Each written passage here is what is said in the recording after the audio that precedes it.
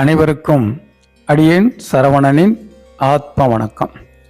இன்னைக்கு நம்மளுடைய பயணம் கரூர் மாவட்டத்தில் இருக்க ரங்கமலை. இது திண்டுக்கல்ல இருந்து கரூர் பைபாஸில் சுமார் திண்டுக்கல்லேருந்து ஒரு 45 கிலோமீட்டருக்கு இந்த மலை. 45 கிலோமீட்டரில் லெஃப்ட் சைடில் கீழே இறங்கும் இந்த மலை. இது கடல் மட்டத்திலிருந்து சுமார் 3500 அடி அப்படின்னு சொல்கிறாங்க. நம்ம அன்றைக்கி விசாரிக்கும் போது அப்படி சொல்கிறாங்க. இந்த மலை மேலே மல்லீஸ்வரர், அதாவது மருதீஸ்வரர், மருதநாயகி அம்பாள் அப்படிங்கிற தெய்வம் மேலே கோயில் இருக்குது. இந்த கோயிலுடைய சிறப்பு அப்படின்னு பார்த்தா, இது 1000 ஆண்டுகளுக்கு முன்னாடி பாண்டிய மன்னர்களால் கட்டப்பட்ட இந்த கோயில்.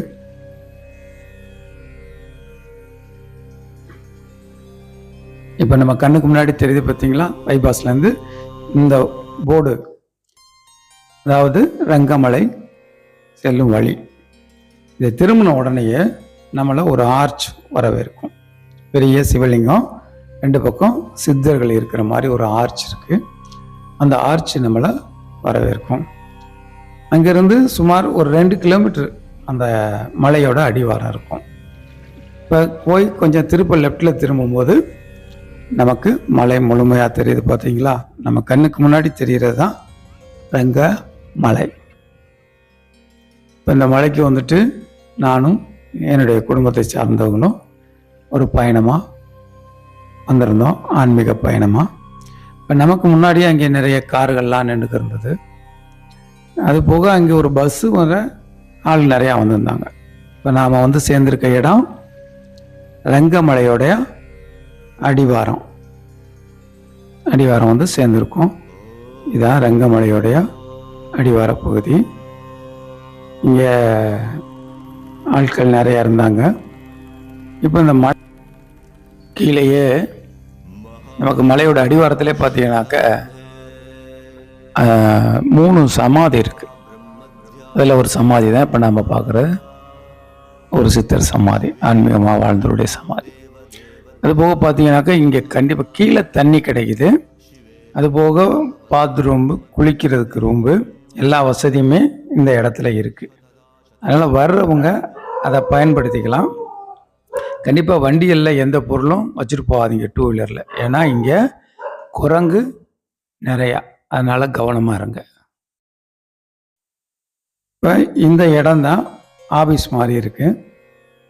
இப்போ இந்த ஆஃபீஸில் நாங்கள் எல்லாருமே எத்தனை பேர் மேலே போகிறோம் அப்படிங்கிறத நாம் அங்கே அவங்களுக்கு கணக்கு கொடுத்துட்டு, அவங்களுக்கு கையெழுத்து போட்டு கொடுத்துட்டு நாங்கள் எங்களுடைய பயணத்தை தொடங்க ஆரம்பித்தோம். இப்போ அந்த அடிவாரத்தில் பார்த்திங்கன்னா இந்த மாதிரி கோவில்லாம் கட்டிக்கிருக்காங்க. இப்போ கோவில் கட்டடம் கட்டிக்கிருக்காங்க. அதுதான் இப்போ நீங்கள் பார்க்குறீங்க. இப்போ அங்கே கட்டிட வேலை நடந்துக்கிட்டு இருக்கு. இது போக கீழேயே தண்ணியெல்லாம் கிடைக்குது நமக்கு. இதுதான் மலை ஏறக்கூடிய தொடக்கம். குரங்குகள் நிறைய இருக்கு. நீங்கள் கண்டிப்பாக இந்த பேக்கெல்லாம் கொண்டு போகிறவங்க பார்த்து கொண்டு போகணும். குரங்கு கீழே நிறையா இருக்குது, அதே மாதிரி மேலேயும் நிறையா இருக்குது. அதுகளுக்கு நாங்கள் போகும்போது அரிசி அள்ளி போட்டிருந்தாங்க, அதெல்லாம் சாப்பிட்டுக்கிருந்தாங்க. இப்போ நம்ம பார்க்குறது தான் படியோட அகலம். இதே அகலம் தான் மேலே போகுது. ஆனால் இது நமக்கு கரெக்டான படியாக இருக்குது. ஆனால் மேலே போக போக நமக்கு அந்த மாதிரி படி இருக்காது. சும்மா கல்லுகளை தான் அங்கே எங்கேயே அடுக்கி வச்சு அதைத்தான் நமக்கு படியாக பயன்படுத்தி நாம் போகணும். இப்போ நாங்கள் மேலே ஏறிக்கிருக்கும்போது மேலே போய் சாமி கும்பிட்டு திரும்பி நிறைய பேர் கீழே இறங்கி வந்துக்கிருந்தாங்க. இப்போ இந்த படி மாதிரி தான் நாம் அதில் ஏறி போகணும். மரங்கள்லாம் நம்ம இப்போ சதுரகிரி போயிருப்போம், வெள்ளிங்கிரி போயிருப்போம். அந்த மாதிரி பெரிய மரங்கள்லாம் கிடையாது. இல்லை, அடிவாரத்தில் கொஞ்சம் மரங்கள் இருக்குது. மற்றபடிக்கு இந்த பாதைகள் இந்த மாதிரி தான். மரங்கள் பெரிய நிழல் தர மரங்கள், பெரிய மரங்கள்லாம் அப்படிலாம் எதுவும் பெருசாக இல்லை. பெரிய பெரிய மரமும் இல்லாமல் செடியும் இல்லாமல் ஒரு மீடியமாக இருக்கக்கூடிய மரங்கள் அங்கே நிறையா இருக்குது. நாங்கள் போகும்போது நல்ல வெயில் டைம். இப்போ நாங்கள் போய்க்கிருக்க இடம் கொஞ்சம் ரிஸ்க்கான இடம். அதாவது நம்மளை மாதிரி சாதாரணமாக போயிடலாம். கொஞ்சம் வயசானவங்க, லேடிஸ், குழந்தைகளாக இருந்தால் அந்த இடத்துல கீழே வந்துட்டு பெரிய பள்ளம் இருக்குது, தண்ணி ஓடக்கூடிய ஒரு இடம். அந்த இடத்துல கூம்பு வடிவமாக வச்சு ஒரு தெய்வம் மாதிரி அங்கே வச்சு வணங்கிக்கிருக்காங்க.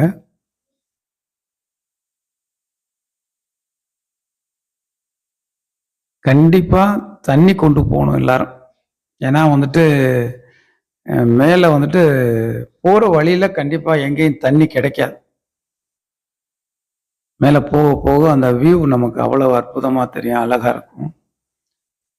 சுற்றி அதை பார்க்குற இடம் பூரா பசுமையாக அற்புதமாக இருக்கும். இப்போ இது மலையோட கிட்டத்தட்ட மலைக்கு மேலே ஏறி இந்த உச்சிக்கு கொஞ்சம் கீழே தான் கோவில் இருக்குது. அங்கேருந்து பார்க்கும்போது சுற்றி கிட்டத்தட்ட நமக்கு அப்படியே அற்புதமாக நிறைய தொலை நமக்கு கண்ணில் கவர் ஆகும். தண்ணி மேலே சொன்ன இருக்கு, குளிக்கலாம்.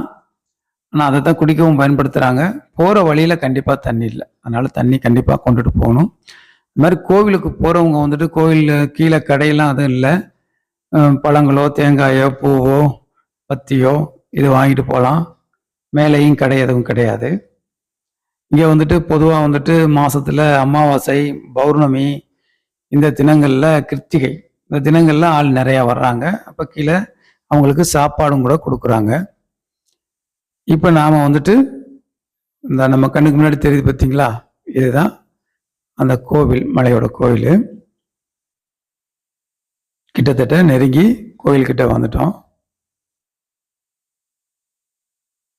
இந்த முக்கிய தினங்களில் ஆள் நிறையா வர்றாங்க. அதே நேரத்தில் அங்கே அவங்களுக்கு சாப்பாடு கொடுக்குறாங்க. மற்ற நாள்கள்லாம் நம்ம சாப்பிடணும்னா ஏதாவது கொண்டுட்டு போகணும், இல்லை கீழே இறங்கி வந்து தான் நாம் சாப்பிடணும். மேலே சாப்பிட்றதுக்கு எதுவும் கண்டிப்பாக கிடையாது.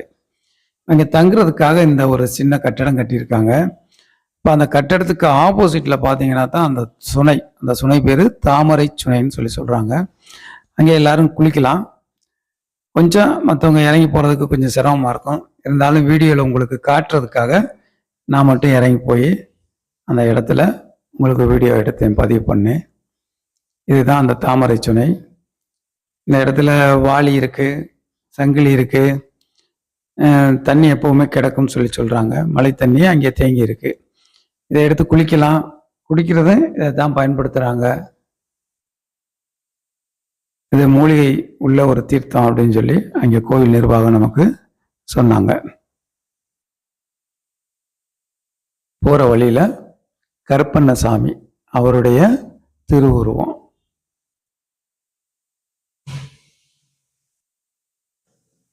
அருவாளோட அதை வணங்கிட்டு அப்படியே மீண்டும் படியேறினோம்னா பக்கத்திலே கோயில்கிட்ட வந்துட்டோம். அந்த நம்ம கண்ணுக்கு முன்னாடி தெரிகிறது தான் கோவில். கோயில் வந்துட்டு பாண்டிய மன்னர்களால் கட்டப்பட்டது பல ஆயிரம் ஆண்டுகளுக்கு முன்னாடி அப்படின்றது சொல்கிறாங்க. இதோடைய தல வரலாறு அப்படின்னு பார்க்கும்போது ஒரு மாடு மேய்ஞ்சிக்கு இருந்தது மட்டும், ஒரு பசு மாடு இயற்கையாக இங்கே இருக்க சுயம்புலிங்கத்துக்கு தன்னால் வந்து பால் கொடுத்தது. இதுக்கப்புறம் தான் இது வந்துட்டு பிரசித்தி பெற்று மன்னர்களால் போற்றப்பட்டு இந்த இடத்துல இந்த கோயில் கட்டப்பட்டதா தல வரலாறு சொல்கிறாங்க. சின்ன கோயில், ஆனால் ரொம்ப அற்புதமாக இருக்குது. அங்கே நிறைய ஆற்றல் மிகுந்த இடமா இருக்குது. இது கோவிலை சுற்றி வர்ற இந்த பிரகாரத்தில் நந்தி வச்சிருக்கிறாங்க. அதே மாதிரி இதுதான் கோவிலோட அந்த நந்தி பீடம். இதுதான். இது பக்கத்திலே நமக்கு வந்துட்டு கொஞ்சத்தில் அப்படி வந்தோம்னா சித்தர் பீடம் ஒன்று இருக்கு.